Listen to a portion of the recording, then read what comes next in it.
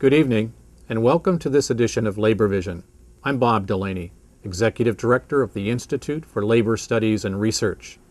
Labor Vision, a production of the Institute, focuses on topics of importance and interest to working Rhode Islanders. We hope you enjoy this evening's edition.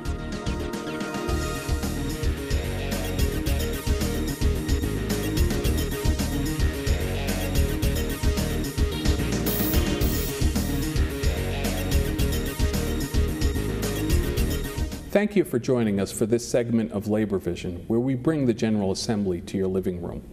Today we're going to tackle a couple of different issues related to the state budget and taxes in particular. And I think it's timely that we're addressing income tax issues now that this is the 10-year anniversary of the George Bush tax cuts. Joining us today, we have two guests. Thank you both for joining us today. Representative Larry Valencia, you represent the 39th District. That includes Exeter, Richmond, and Charlestown. Exeter. And you're a freshman who landed on the House Finance Committee, so congratulations on landing that plum assignment your first year at the State House. Thank you very much, Jim. Okay.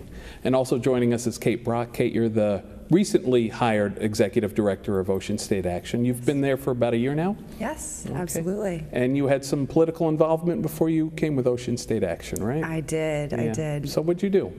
Up in Maine, I worked on climate policy, climate and energy policy. And prior to that, I worked on everything from LGBT rights to environmental protections. Tax policy is new to me this year, so I'm having fun up at the State House. Oh, that's terrific. And you're a native Rhode Islander? Born and raised. Okay, welcome back home then. Thanks. And Representative, before we talk about the Assembly and politics, why don't we talk about how you got involved in politics in the first place? What led you to the decision to run for the General Assembly last year? Well, sure. I've always been interested in politics. I'm a lifelong Democrat, and I started stuffing envelopes for Hubert Humphrey in 1968 and voted for Jimmy Carter in 1976. So I've always been politically active. I'm originally from Connecticut, and when I was in Connecticut, I was on my local town committee.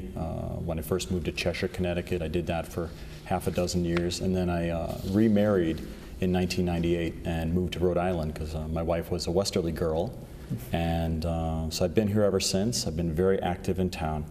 I like serving people, and I like doing things for my community, so that's what got me involved with the town of Richmond. I did zoning. I was on economic development for a long, long time, and so for me, I've always had kind of one eye on the legislature, but I was waiting for my kids to get a little bit older because I really think that it's a job either for someone who's very young who has no commitments, or for someone who's like me, a little bit older, who has already put a lot of his family obligations aside. Because I really think, even though this is a part-time legislature, I think you really need to dedicate yourself to it as much as you can. And being on the House Finance Committee, you're dedicating a lot of time every day you're in session at hearings, aren't you? Oh yes, yeah. We've been meeting pretty steadily since the beginning of March. We meet twice daily, 1 o'clock, and then usually at the rise of the House.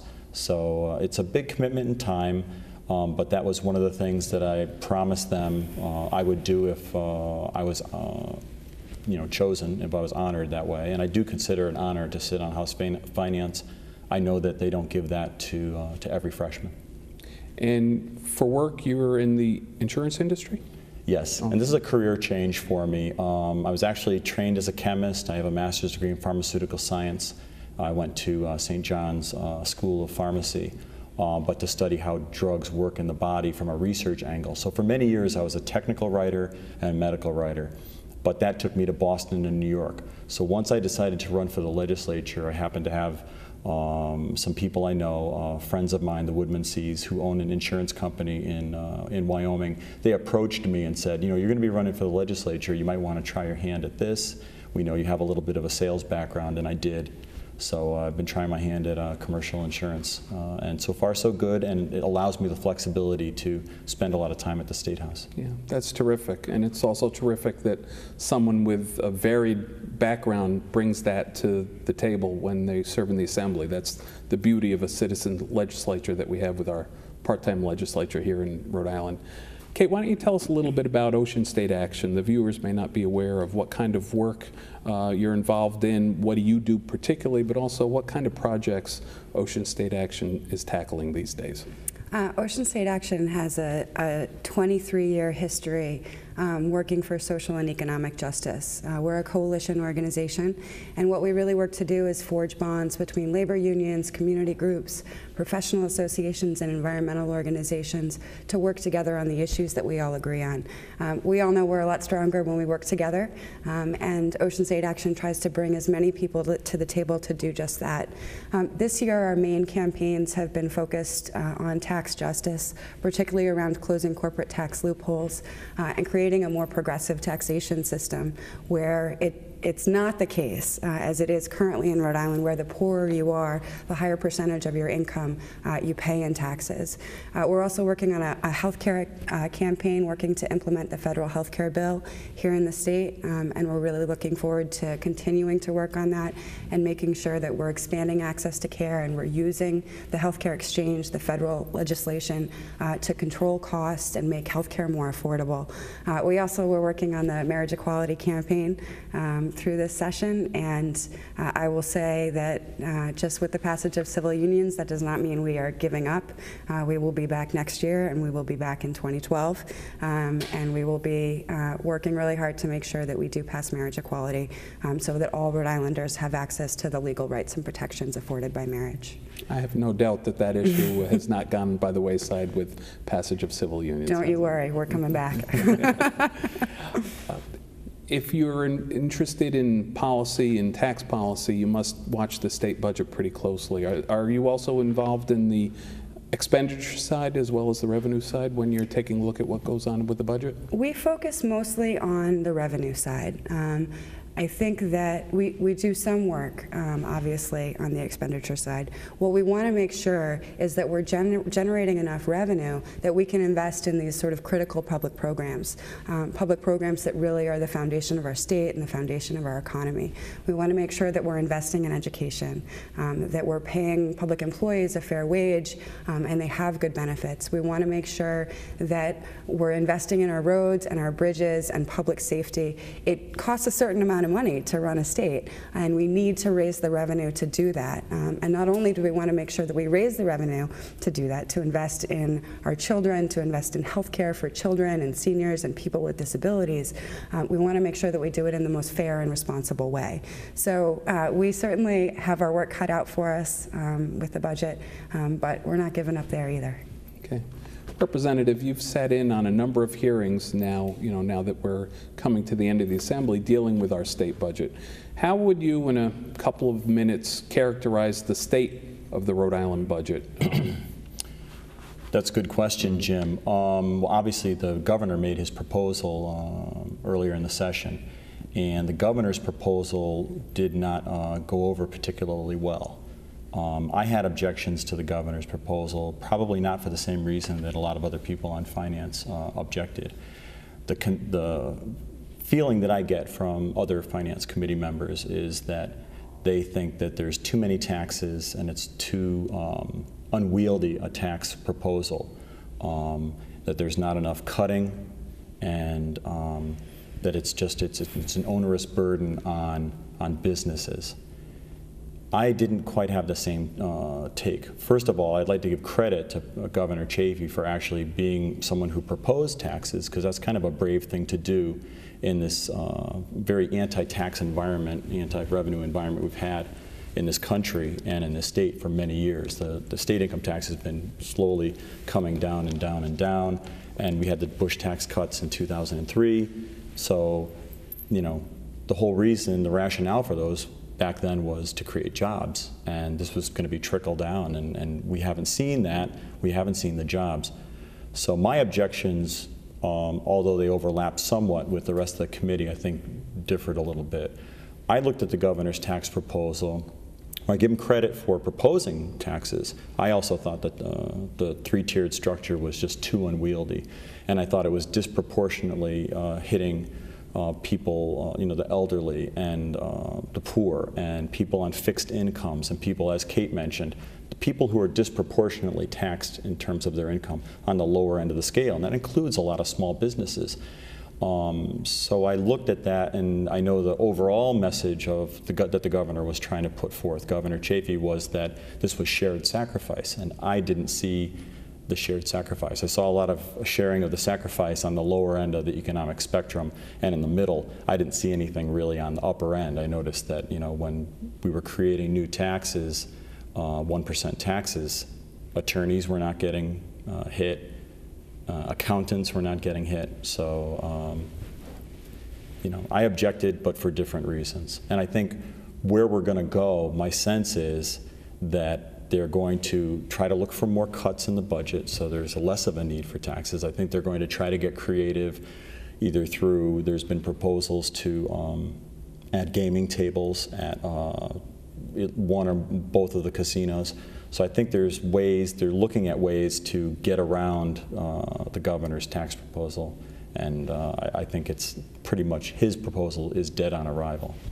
I know one important aspect of what Lincoln Chafee put on the table was that part of the problem of our annual deficits here in Rhode Island is that we aren't generating enough revenue, that there has been a lot of focus over the last 8 years on program cuts, pension cuts for teachers and state workers, clearly, but also cuts to higher education. We are one of the worst states in the country to fund our public higher education systems.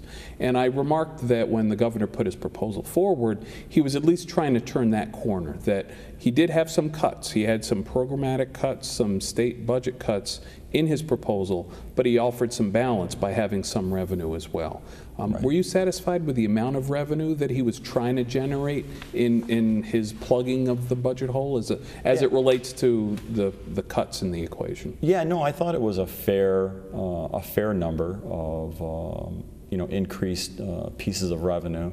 I didn't agree with the sources. I don't agree with taking money from the elderly, from veterans, from people on fixed incomes, from the middle class and working business people. I don't think that's where you need to get some of that revenue from. So that was one of the reasons why I ended up proposing my income tax bill very late in the session.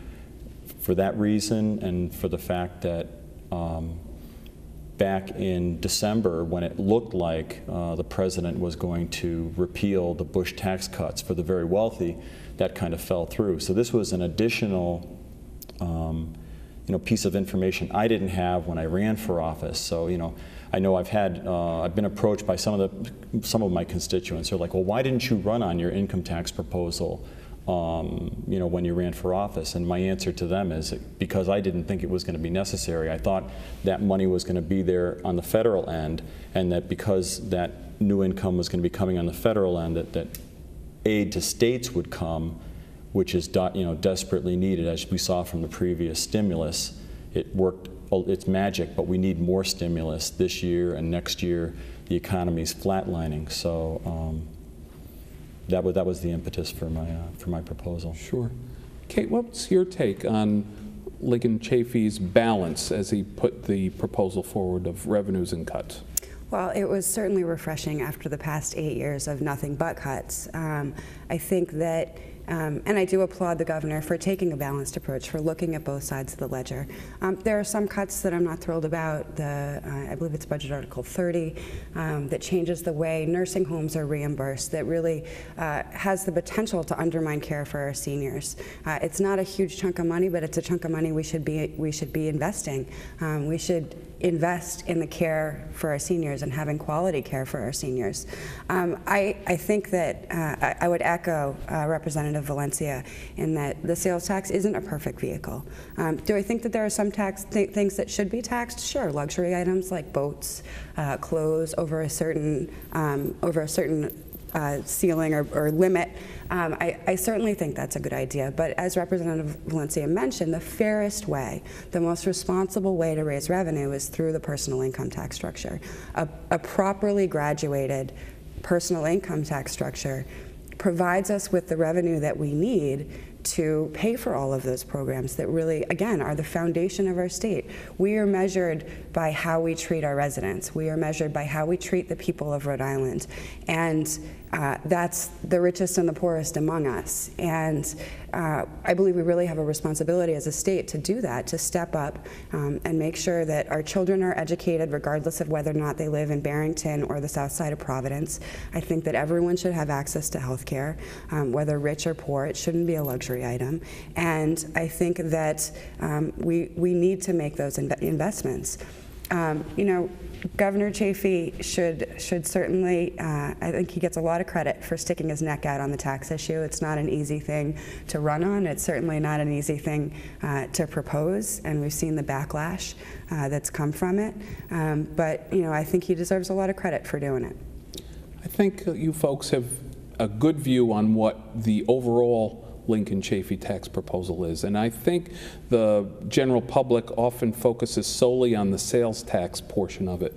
But there are other components of his budget proposal that that address taxes in other areas. Kate, you want to comment on that? And what do you think the value of those non-sales tax proposals are that Lincoln Chafee will forward?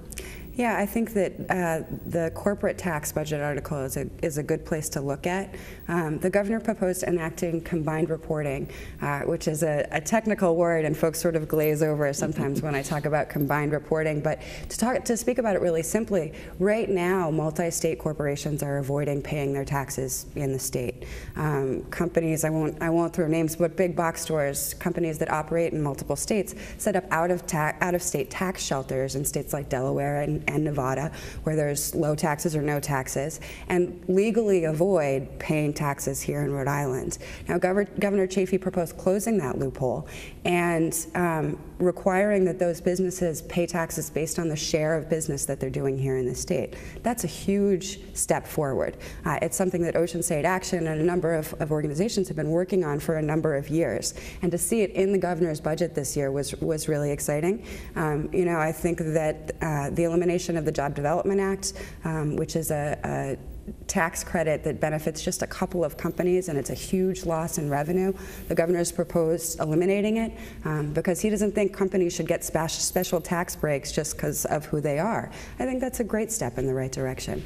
You know, I wish that he hadn't at the same time lowered the corporate tax rate, and I hope that we can hold the corporate tax rate steady, or at least limit the amount that we're reducing it, so that we are generating the appropriate amount of revenue from corporations that do business in our state. They depend on the services that we provide as a state. They drive on our roads and our bridges. They benefit from the quality of our workforce, which is a function of our public education system.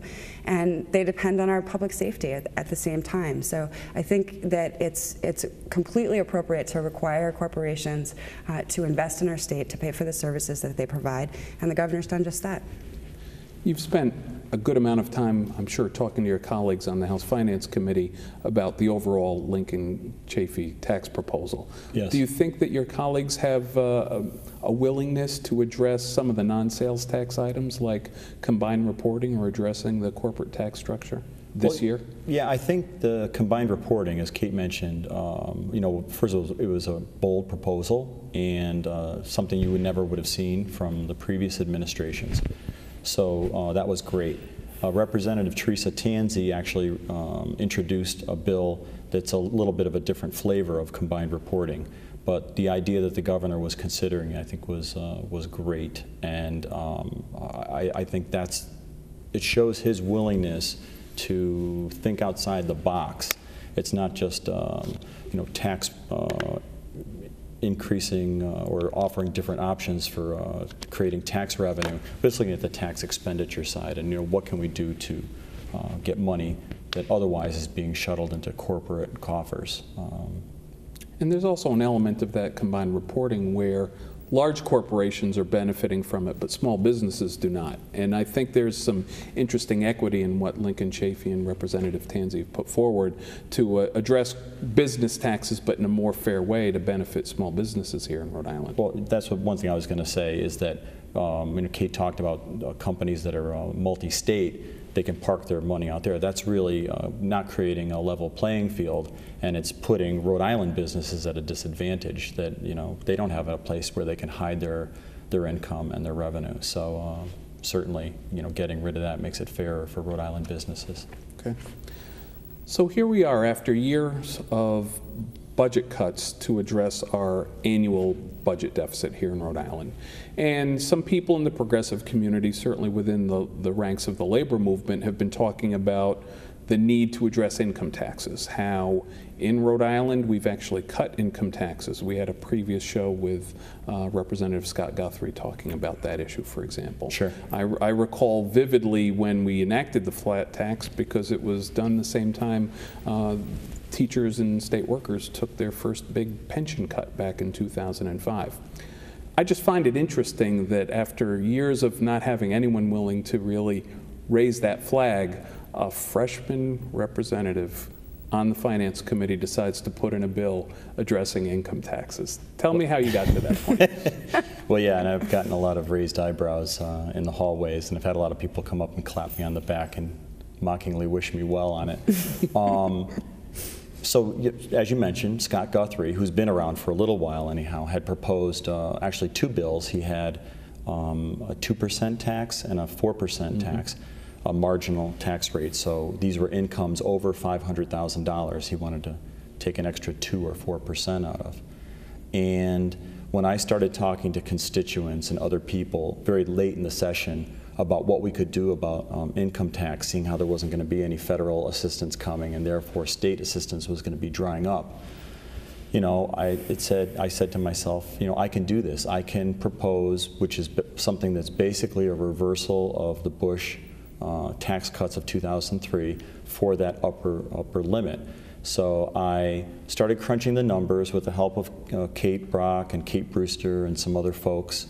There's the Institute for Taxation and Economic Policy in Washington. They have some people that had lent some expertise. And when we looked at the population of Rhode Island, we realized that my proposal, which is a 4.1% marginal tax increase on incomes above $250 for married couples and $200 for individuals, really only applied to 5% of the people in Rhode Island. So in my mind, I started calling it the 95-5 plan, and then coincidentally or serendipitously, when I got the number back from Legislative Council, it came with the number 6095. So it was natural to call it the 95-5 Civic Responsibility Plan, because I think what we've gotten away from in this country is the idea that you should be proud to pay your taxes, that it's a patriotic duty to pay your taxes, and that people who have been blessed to receive more should be willing to give a little bit more. As Kate mentioned, if you look at the income at the lowest levels, they pay the highest percentage of taxes of their income, and it's skewed in this direction from high to low, low income to high income. And it really should be the other way around. The more money you make, you should be willing to give a little bit more. So that was really the impetus for it. And you know, I've gotten a lot of interesting people speaking in favor of it that I wasn't really expecting.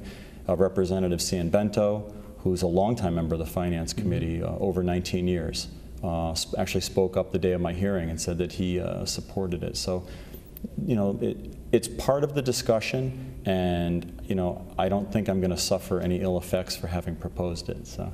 Yeah.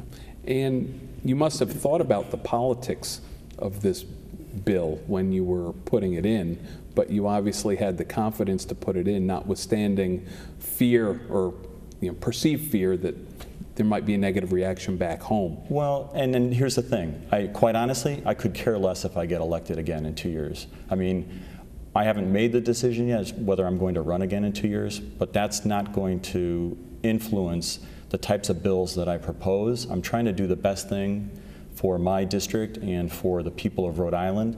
And if it turns out that this bill were to be so unpopular that it would mean that I didn't get elected, I really wouldn't care. I really feel pretty strongly about what I said about the civic responsibility aspect of this. I'm not afraid. I'm not one of those people who's afraid to say that they hate all taxes. I'm the opposite. I like taxes. I'm happy to tell people I like taxes because I like roads, I like hospitals, I like police, I like fire, I like teachers, I like infrastructure, I like things that work. I'm a liberal, progressive Democrat, and I'm very happy to say that I want government to work for you because I think that's what government's supposed to do. Government is supposed to provide services. I'm not a person who thinks that we need to shrink government, so small that you can drown it in a bathtub, to quote Mr. Norquist. Kate, you must have seen this proposal, and you actually started working on the proposal, and you must have had a real interest in grabbing onto it and running with it. What's your organization doing with this income tax proposal and related ones now that they're in play this session? Yeah, absolutely. We were thrilled when Representative Valencia started talking about this legislation. I think it's perfect timing that we're talking about this on the 10-year anniversary of the Bush tax cuts. We're taping this on the day of the 10-year anniversary of the Bush tax cuts, and it's misguided tax policies that starved our federal government of $1.35 trillion. Let's be clear, trillion with a T, dollars in revenue. And that's why we're seeing the huge budget deficits that we're seeing. That's why we're seeing cuts to services across the board, a tax on public sector workers. It's not about the services, it's about tax cuts for the wealthy. And it was all based on this flawed premise that if we give rich people tax breaks, they're going to create jobs. And I think the numbers on this are really telling. If you look at the unemployment rate in 2001 in Rhode Island, it was 4.4%. 4.4. Today, 10 years later, it's 10.9. It hasn't created any jobs. It's this flawed premise that is bought sort of hook, line, and sinker by media, by legislators, by the general public, but it just hasn't panned out. We gave it 10 years, let's fix it.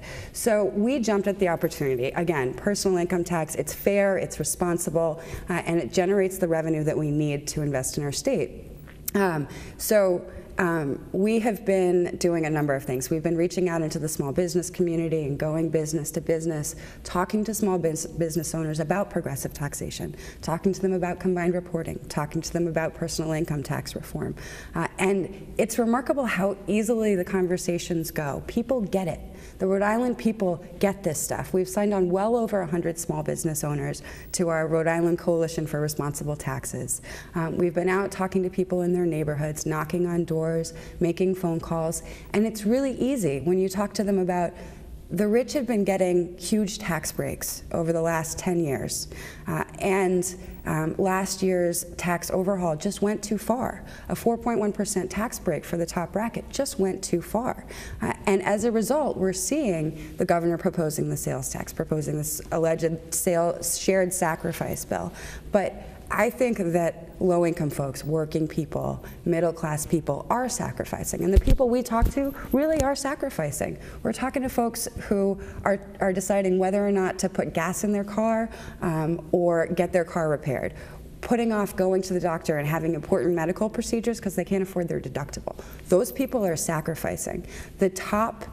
Our state's top earners, the people most able to afford it, have been getting breaks, and those tax breaks have gone too far, and it's time to give a little bit of that money back. And we're not asking for all of it, we're asking for a little bit. There are a number of different income tax proposals that are being floated. I applaud Representative Valencia for his proposal and Representative Guthrie for his proposal. And another idea that's been floated is a 1% tax increase on the top bracket. Raises $48 million in revenue.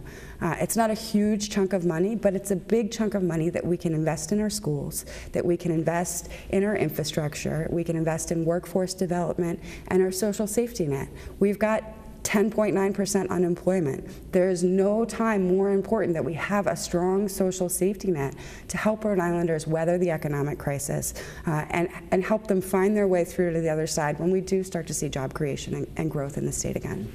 Having sat through the debates over cutting taxes for the wealthy, the number one theme has always been job creation, and I think you're right, Kate. The numbers belie, that contention. We are the state with the third highest unemployment rate in the country right now. And our tax policy has been more oriented towards tax cuts for wealthy than anyone else, you know, in our neighboring area. Yet it's clearly not working.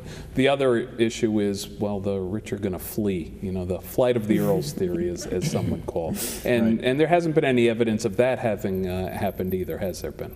No, and there's actually data that shows that people are more influenced by estate tax policy than income tax policy. And I know there was a recent study done at Princeton that looked at the millionaire's tax in New Jersey. And there was no correlation between taxing people at higher income levels. And I know Kate was calling them the rich. I can call them the most fortunate among us. Mm-hmm. And you know, just to clarify one more time, my bill is looking at the marginal tax rate increase. So if you have $250,000 and you're a married couple, you're not going to pay a penny more in taxes under my proposal. So you've got that $250,000 is in your pockets already. I'm only interested in getting 4 cents on the dollar on any amount above that. So I really think for most people, raising the income tax at that tax bracket is not going to have a big influence on whether they stay in Rhode Island or leave Rhode Island. I don't think it's really keeping, you know, all these so-called manufacturers who are just dying to move to Rhode Island to manufacture things. I think one idea that people have to kind of wrap their head around is that since 1986 or 1987, Rhode Island has been in a manufacturing decline, and that has more to do with you know, the global ability of corporations to off-source their manufacturing. It's not a Rhode Island problem, it's a nationwide problem. You just have to look at Detroit and any of the other large manufacturing centers in this country to see that manufacturing jobs are going away. So what we have to do in Rhode Island is be smarter and not worry about trying to get manufacturing jobs back here. We want to keep the ones that we have. We have some great companies here, but we need to look at what we can do to help the businesses that can thrive in this environment, whether they're knowledge-based or service-based. I think that's the way we have to go. Sure. So we've talked a lot about the value of addressing income taxes as a fair method of balancing the state budget, but there's some contrary views out there. How would you characterize the opponents of the bill, who actually came out and testified against your bill when it was heard in House Finance several weeks ago? There were a few people that testified against the bill. There was Kelly Sheridan, who represents the Providence Chamber of Commerce. Mm-hmm. So he's representing a lot of large businesses, and probably these businesses have CEOs that would be grossly affected by my tax. And the points that they're trying to make is that it's going to be a job killer and it's going to drive jobs away. And the argument, obviously, that we make is that, you know, the jobs aren't here already, and so that doesn't really fly. The other person who had spoken out pretty vehemently about it was Ken Block, who was, as you know, was the former gubernatorial candidate for the moderate party. And Ken made the similar argument that people won't come to Rhode Island, and people like him, who he's an entrepreneur and he's been a very successful entrepreneur, are going to flee Rhode Island, and they're going to leave based on that. And again, I think it's going to have more to do with quality of life and the estate tax and a lot of other issues. It's not going to be a marginal tax increase on that end. The other piece of opposition I'm getting, and this is within the committee, obviously. Mm-hmm. You know, my chairman, Helio Mello, is wonderful, by the way. I have to do a shout out to the chairman. He was the architect of this tax last year. So first of all, kudos to him for allowing me to bring it, you know, to the floor. You know, procedurally, they didn't even have to let me have this hearing. And beyond that, he was willing to let me chair the meeting itself, which I thought was a great honor, and I thought it showed a lot of respect on his part for me and my ideas, that he was open enough to do that. That being said, you know, he is the architect of this plan, and the plan that reduced income taxes, that reduced the that top rate for the wealthy to 5.99. Right. So a very legitimate complaint, and I am willing to admit this legitimate, is that the first tax returns that are going to be affected by that change to 5.99 we're not going to see those tax returns until April 2012. So the argument that he makes and other people on the committee make is that we should just not touch the income tax at all until April of 2012. So that's one of the other major arguments against it. What's the estimated savings or cost, if you will, of your tax proposal? They've done some analysis on overall what, how much money it would bring into the state. What can you tell us about that? The numbers that I saw were in the neighborhood of $240 to $250 million in fiscal 2012, and even higher numbers like 275 in fiscal 2013. Now that's the state's estimate, which is based on returns from 2008. As we all know, the stock market was doing pretty good in 2008 compared to now. So those numbers might be a little bit rosy. I also got numbers crunched by that Institute of Taxation and Economic Policy in Washington. It was the person that I spoke to was Meg Wahey, and she crunched the numbers and came up with a smaller number of about $140 million a year for fiscal 2012. So it's fair to say it's probably at least as much as the governor's tax proposal, and probably a lot higher. Right. Giving us opportunities to not only balance our state budget, but maybe address the property tax, which is probably the most hated and onerous and regressive taxes we're dealing with. And that's the thing. I mean, like I said earlier in the show that I'm a fan of taxes. There are some taxes that are better than others, and I will argue for bad taxes. Kate alluded earlier to the fact that a lot of these sales taxes are regressive, and that the income tax structure is out of alignment. So it's not fair. It's not progressive to tax rich people or wealthier people at a lower rate than you do poor people. So the property tax is a killer, and that's really what's affecting the quality of life in my district. I know every time I talk to people, they tell me if there's anything you could do about the property tax. So that's why I'm looking at fairer ways to raise revenue and to cut money. I mean, I don't want to see waste, and I don't want to see fraud, and I don't want to see corruption, which is one of the reasons why early in the session I offered an inspector general legislation, because I really think we need an independent auditing authority that can come in and look at the state government and see where we can actually save money. And I think that I would just hit on one point that you guys, both of you made about the property tax.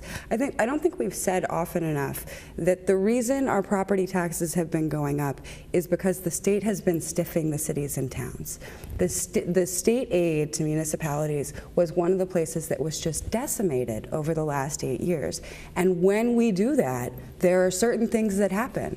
Property taxes go up, schools get closed, municipal workers get laid off, and we seem to forget, we've entered into this netherworld where we have no idea why that's happening. It's happening because the state has been cutting aid to cities and towns, and that has a detrimental effect on working families in Rhode Island.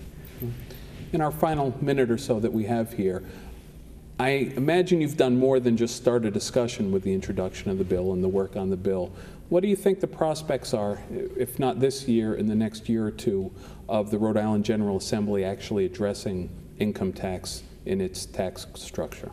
Representative. Well, I'm hopeful that people will look at the big picture and say, yes, maybe we're not getting tax returns till April 2012, but the fact of the matter is that, Rome is burning, so to speak, and we can't stand by and fiddle. We need to act now. So I am hopeful that there will be an income tax adjustment. I couldn't tell you what the political realities are in terms of, or probabilities are of that actually happening this year. I do know that the Finance Committee is going to try to be creative. I do know that they hate a lot of what Governor Chafee proposed.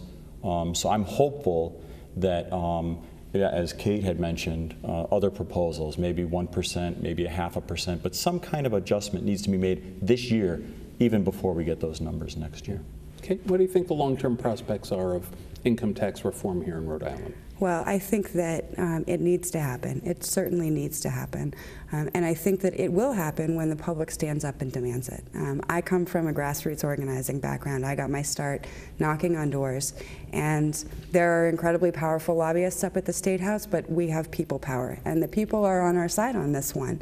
And what we need is for people to get active in politics, to ask their legislators where they are on this issue, to hold them accountable, and to communicate what they want to see our state do. And from the people that we're talking to, I think most Rhode Islanders are with us. That those who are most fortunate can certainly afford to pay a little bit more. So we've got our work cut out for us, but it really depends on Rhode Islanders. Sure.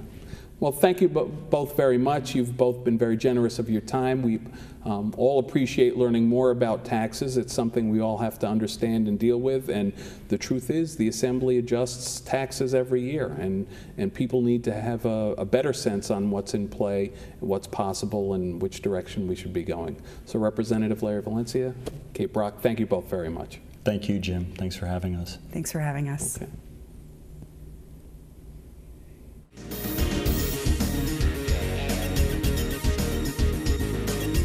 Good evening, ladies and gentlemen. My name is Jim Riley. I'll be your Master of Ceremonies here this evening. And George mentioned that I was back here by popular demand. I can assure you it's not because of my legendary hubris or my communication skills. It's because of my ability to empty a room in an expeditious manner. And I hope to do that this year the same we did it last year and have everybody out by 9 o'clock. So, many of you are aware of the significant strides the Institute has made since the last time we were in this room together on behalf of the Institute. Over the past year, new workplace programs leading to certification degrees have begun to give working Rhode Islanders additional opportunities to improve their lives and those of their families. The vision of Executive Director Bob Delaney, the support of the Institute's board, of which I am honored to sit, and the hard work of the small but dedicated staff and the program instructors have perennially combined to make a significant difference in the lives of thousands of Rhode Islanders. For over 3 decades now, the Institute has offered programs such as those that will be featured tonight, from our traditional basic literacy, GED, and adult literacy programs, to the newest programs involving college credits toward college degrees. The Institute has provided educational opportunities that have changed the direction of people's lives. As many of you know, this event for the Institute serves as one of the major sources of revenue to support the programs that we celebrate tonight. It is your support of this event and the Institute that make this celebration possible, and for that, the Institute thanks all of you.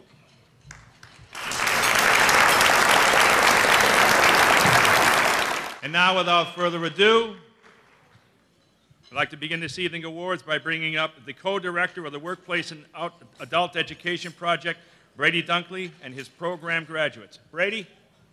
Good evening. Thank you, Jim. All right, come on.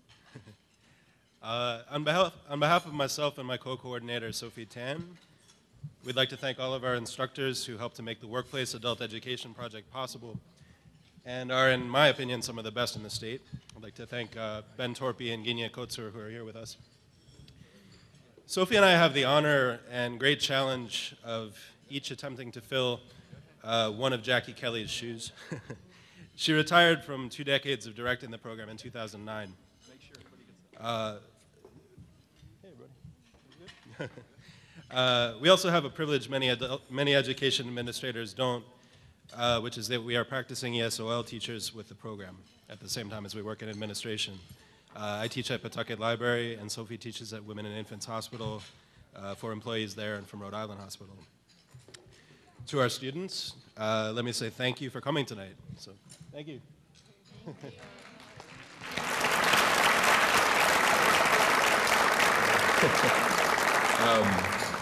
As teachers, we are grateful for the opportunity to work with you.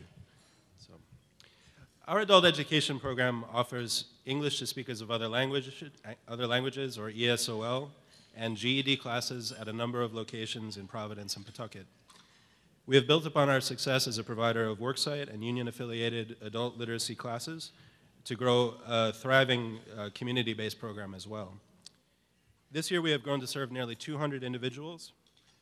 The majority of our students are immigrants who want to improve their English skills and create better opportunities for themselves and their families. Many work 2 jobs and attend classes nights and weekends despite exhaustion, low pay, and all of the other obligations facing every adult. English and GED are difficult to learn for anyone, and tonight I want to applaud you for your dedication in coming to class and your efforts in learning despite all the challenges you face. So congratulations.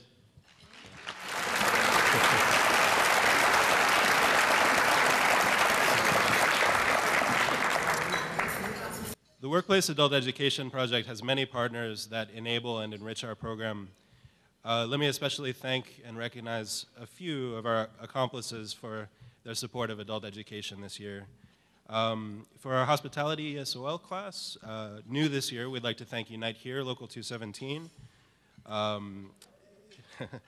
We'd like to thank SEIU, District 1199, Women and Infants Hospital, Bannister House, Butler Hospital, Stepping Up, Teamsters Local 251, and Rhode Island Hospital, all in the health sector.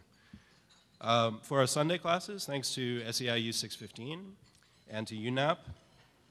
Among our community partners, we'd especially like to thank Pawtucket Library and the Rhode Island Family Literacy Initiative, or RIFLI. Oh, okay. Closer to the mic. And thanks to the Rhode Island Department of Education for major funding for our program. Tonight, we are proud to celebrate our students' great accomplishments, recognize their sometimes heroic efforts, and to thank everyone who supports our work.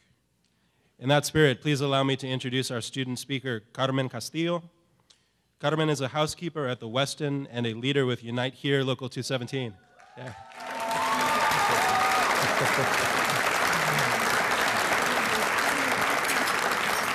Carmen has been active in winning their contract fights over the past several years. She is a student in our evening class at Unite Here, taught by Ben Torpy, and she'll speak to you on behalf of the class. So please join me in welcoming Carmen.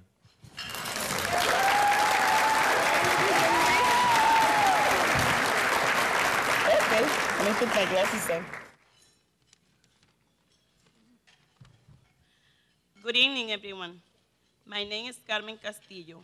I work at the Westin Hotel, and I am a student in the English class supported by ILSR. We have 18 students in this class from different countries. We have class 2 days a week at the Union Hall of Local 217. The level of the class is beginning to advanced. It is not easy to learn English. English is hard to pronounce. We are tired after work. Our mind is tired. Sometimes we don't have time to come to class. When we have problems in our life, it's difficult to concentrate in English class. For adults with busy minds, it is more difficult to learn. We want to say thank you for your support because learning English is very important for us. We learn English, we can get better job and have better communication everywhere we go. If we learn English, we can go back to school to get a better education. Our English is important for communicating with our bosses, co-workers, and friends. With English, we can follow instructions, read the newspaper, make appointments, speak on the phone, and listen when someone calls us. We want to say thank you so much for your support and for the opportunity to learn English. Thank you for thinking about us. Thank you to our teacher, Ben. Thank you, Ben, for everything.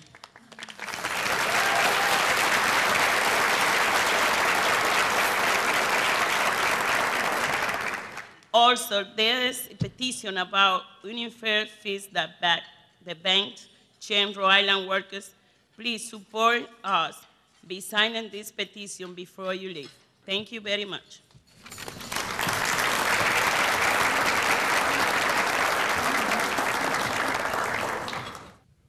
Great job, Carmen. Brady and Sophie, congratulations for all the great work that you do, and to all the teachers and all the students. Next in the awards program is Carolina Burnell, Director of the Institute's Leadership for a Future program. Always a great program. Nice to see everybody with the program now in its second decade. Let's welcome and congratulate the Leadership for a Future class of 2011.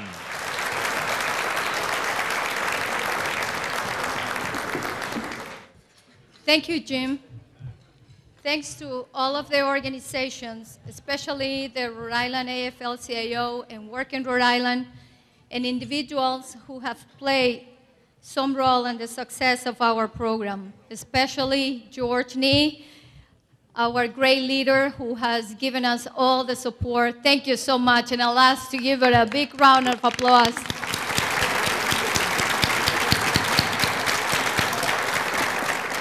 Also, I'd like to thank all the presenters who have taken time from their busy schedule to contribute their experience and knowledge to the class of 2011. Every year, the Institute conducts the Leadership for a Future training program for leaders from community, labor, and religious organizations. Tonight, I have the great pleasure to introduce 31 individuals who have completed the class of 2011. Thank you to all of you for your participation.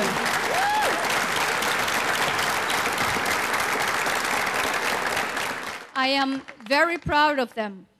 I have never seen such a diverse team filled with so much passion, commitment, and love for their communities. Our state is very lucky to have them as the new leader of the future. Congratulations to all of them.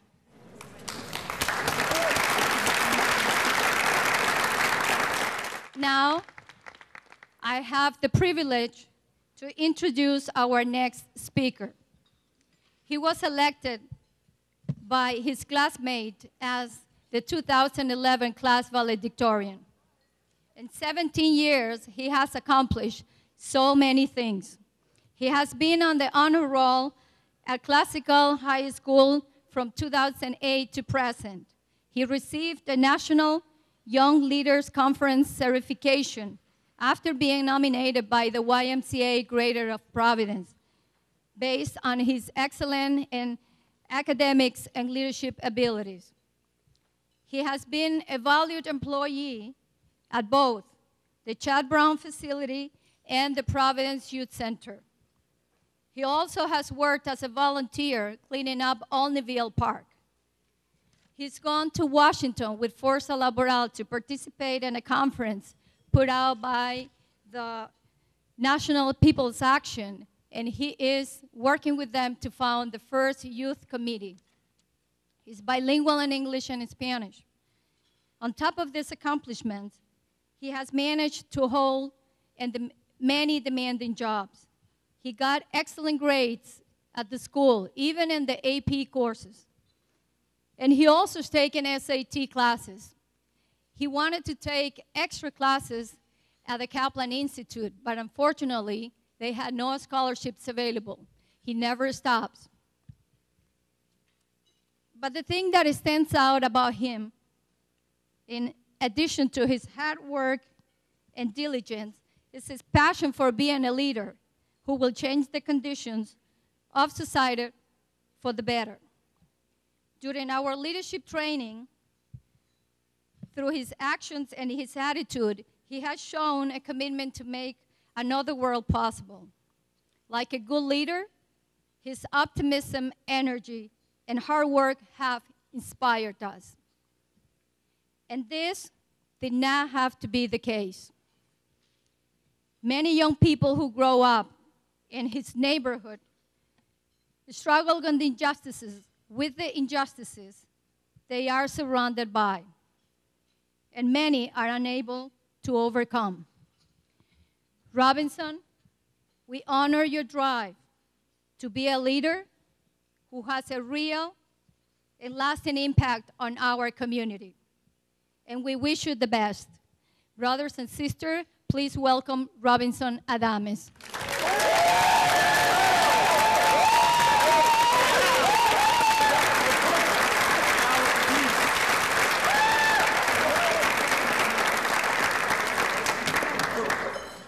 Wow. This is more intimidating than asking a girl to the prom. Well, good evening. My name is Robinson Adames, and I am honored to have been named the valedictorian of the Leadership for a Future class of 2011 by my classmates. Thank you.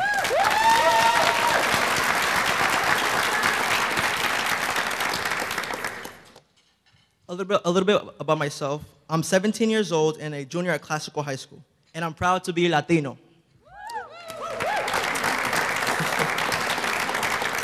My parents are both from the Dominican Republic. They moved to the U.S. Virgin Islands, and my 3 brothers and I were born in St. Thomas. No sisters, unfortunately. My family came to Rhode Island when I was 9 years old because they wanted, like many other parents, for my brothers and I to have the opportunities that they never had. They are leaders in their own right, and they have inspired me more than they know, and I thank them for that. So what is Leadership for a Future? I will quote from the mission statement so you guys can have a better idea. Leadership for a Future provides an opportunity for leaders from diverse backgrounds to forge relationships and networks that will benefit themselves, their organizations throughout their lives. This quote is absolutely true, and I'm sure my class would agree. In order to build a movement for social justice, we must forge strong bonds between labor, faith-based, and community organizations. We must step out of the silos we live in and work and realize we are all working for the same goal: to create a society where everyone has access to quality health care, education, housing, and livable wage jobs that support them and their families in achieving their fullest potential. Together, we are fighting to create a more just, equal, and fair society where the common good prevails. When I first arrived at the retreat, I looked around and I saw all these adults. I thought I was lost because I thought the group was going to be people my age. Then I realized that age didn't matter. I realized I was surrounded by people who wanted to make a difference in their communities. People who would sacrifice their weekends and their time with their friends and families in order to learn how to be stronger leaders. People who would sacrifice to sharpen their skills and bring those skills back to their communities to empower their friends and neighbors. People who would be willing to sacrifice in order to lead. We learned a lot over these past few months. We've spent countless hours discussing the challenges we're facing now in our state. We've delved into education reform and state budget. We've learned about wage theft, discrimination, economic development, and workers' rights. We've learned about public speaking, grassroots organizing skills, and how to lobby our elected officials. Leadership for a Future is a beginning, not an end. Now we must take the skills we have learned and bring them back to our communities. Our desire to be leaders is not enough. We must share these skills and empower others to make change happen in our communities and state. We must work with one another to stand up to those who wish to oppress us, and we must never give up. This was a life-changing experience for me. I want to thank my beautiful parents who never gave up on me. I would like to acknowledge Carolina Bernal for her time and dedication to the program, and to the Institute of Labor Studies and Research for making Leadership for a Future possible. I would also like to thank my beautiful class for all the love and support they've given me. Let's give them a round of applause.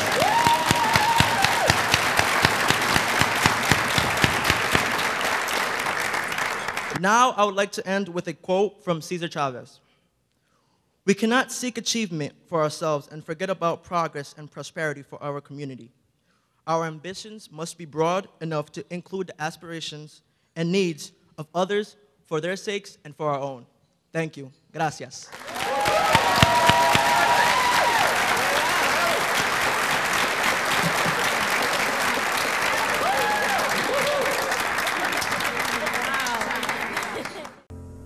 Thank you for joining us for this evening's edition of Labor Vision.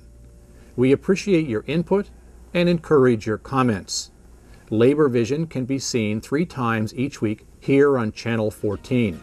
Join us on Tuesdays at 7 p.m., Thursdays at 8 p.m., and Saturdays at 5 p.m.